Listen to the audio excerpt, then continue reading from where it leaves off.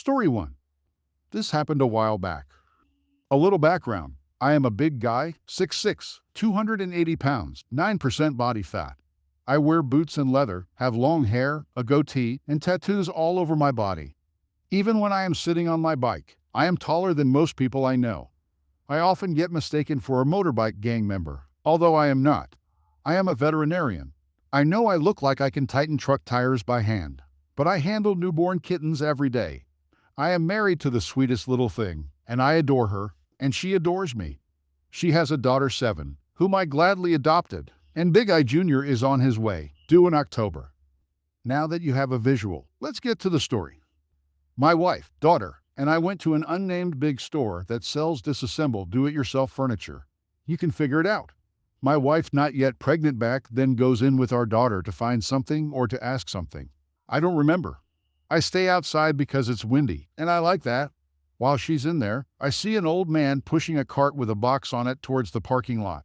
He looks around and waves at me. I wave back. I figure, hey, I am a unique creature in my neighborhood. This guy must know me. So I smile and wave. He then waves at me to go to him. Immediately, I thought, this dude needs help with the box. And I was right. Help a friendly neighbor? Any day. I go there, and as I am walking, I realize I haven't seen this man in my life, and it becomes apparent the second he begins the conversation. Young man, I was waving at you trying to get your attention all the way here. What are you so occupied by? Counting cracks in the pavement. I swear this country is going to be doomed because they let people like you work. Baffled, I try to say something, but he interrupts me. Yeah, whatever. Keep your excuses for your supervisor in an hour. Now, get this box in my truck. And I say, no. Apparently, this is something he had never experienced, and he makes the famous surprise face. He tries to get in my face. At least I think he believes that's what he's doing.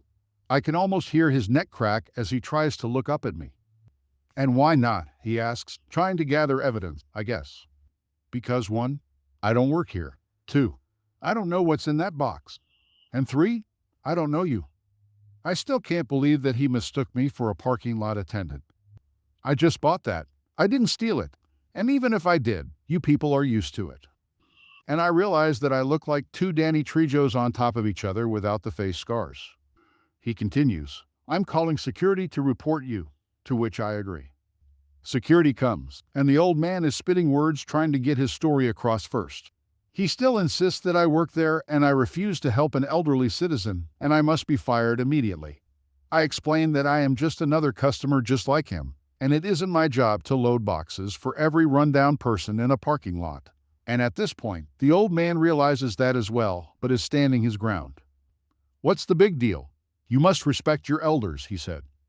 I explained that I am certainly not helping an unknown man load an unknown box into an unknown car just like that. I could have helped him, yes, if only he had asked nicely. But since he didn't, I won't. He continues saying that when an elder says, jump, I should only say, how high, that refusing to help an elder must be punished. What has this country come to, this new generation, and so on? You know the tirade, and at this point, I'm tired of his entitlement. I see my wife and daughter exit the store and look at us, and a light bulb in my mind goes ding. I turn my back so the old man can't see and put my finger on my mouth, shush, to my wife. She instantly knew something was going to happen. I quickly move towards them, grab my daughter, and shove my finger in her ribs, tickling her hard. She starts laughing, but it sounds more like screaming. I turn to the old man and shout to overcome the laughing screaming. Excuse me. Sir, can you please hold this screaming child under these cameras while I get my windowless van? He was stunned.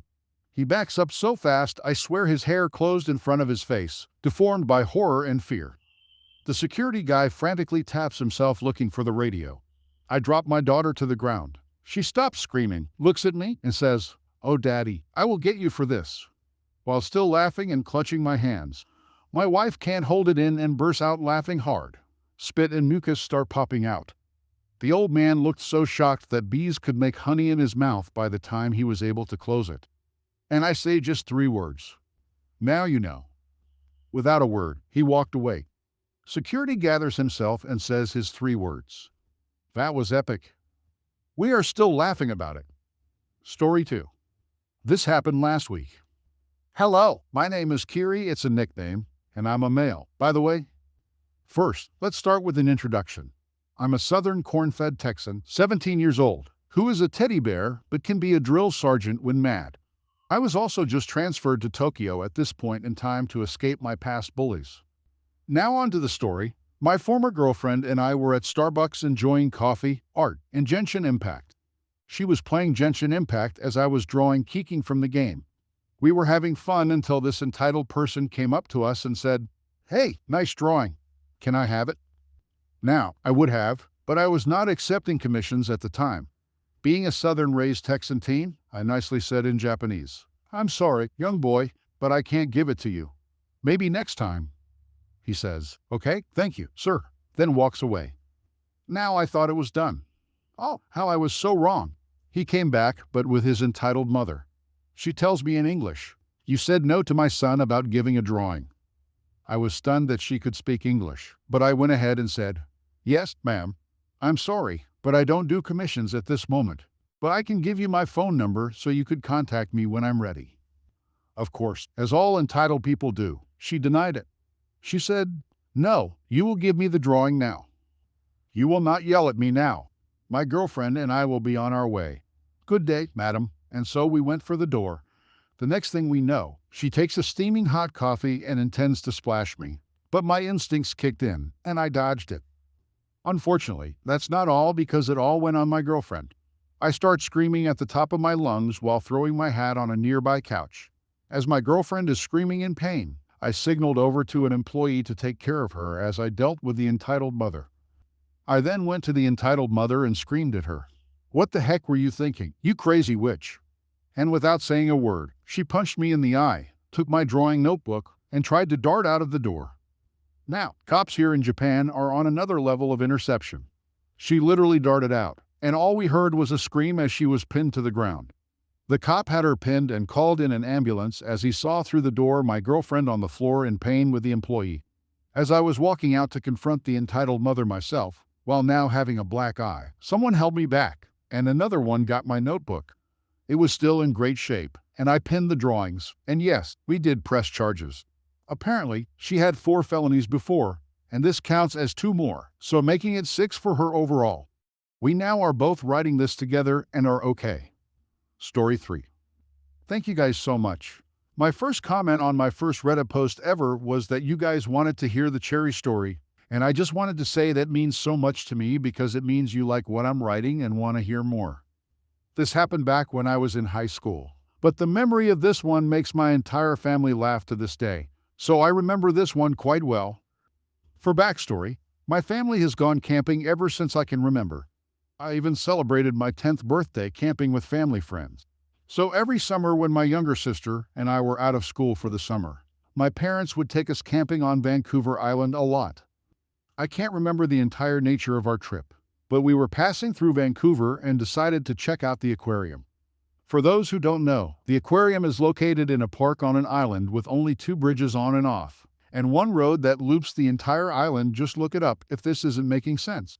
So as you can imagine, parking and traffic can get pretty hectic, and this day was like no other. The story, after taking some pictures in the park, we decided to drive up to the aquarium parking lot and get in line with all the other vehicles. It was kind of stop and go as the parking is all one way and diagonal into each side, and you have to let people in and out of spots. I can't really remember how the whole lot was arranged, though, because it's never been me who drove there, and there are huge trees everywhere. We see a car pull out of a space, and my dad tries to squeeze in but doesn't quite fit right, so he decides to try another. He backs up a bit just to see behind the car beside us, and this lady lays into her horn. Mind you, it's pretty hot out, so most people have their windows down, so a lot of people turn and look. The lady sticks her head out the window and screams, "Watch where you're going. I have kids in my car." "Okay, sorry, just backing up a bit to see traffic." "I saw you coming," Dad tells her. Whatever, and I kid you not, she dramatically flips her ponytail, flips us off, and drives off. Whatever. We go to an emptier area of the parking lot and pull into a spot in the shade. My dad has always been pretty frugal, plus he had really bad gout on this trip, so he decided he was going to nap in the car while my mom took my sister and me into the aquarium. As we get out of our car, we look to our left, and it's the entitled mother helping one of her two kids out of a car seat. The kids aren't really included because I didn't really get a good look at them and didn't say anything. The entitled mother notices and turns to my dad.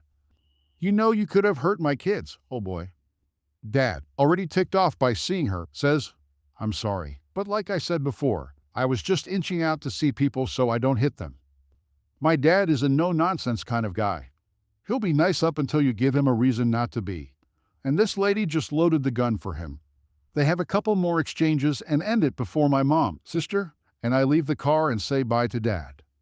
My sister, loudly mocking the entitled mother as we leave, says, "We have kids too." We see the entitled mother with her kids in the aquarium, but we don't make any exchanges. It's pretty dark in there, so she probably didn't see us or maybe didn't care. Mom, sis, and I are just enjoying ourselves. We do have a ferry to catch later that afternoon, so we head back to the car. Dad has got his legs propped up, but isn't totally knocked out when we got back. As we're getting ready to leave, he tells us he's got a funny story for us. Now, if you're someone who knows my dad, you know he doesn't smile much. He's a stern kind of guy, so when he tells us he's got a story with a grin on his face, you know it's going to be good. Turns out, that entitled mother really didn't sit well with him, and he decided he wanted to do something about it. After the entitled mother left with her kids, he waited until no one was looking and hobbled out of the car. His gout was so bad he had to use crutches. He then brought a bunch of cherries we bought along the way, mashed them up, and stuffed the jam into the entitled mother's car's air intake with a stick. He did take out the pits. He's not that much of a jerk.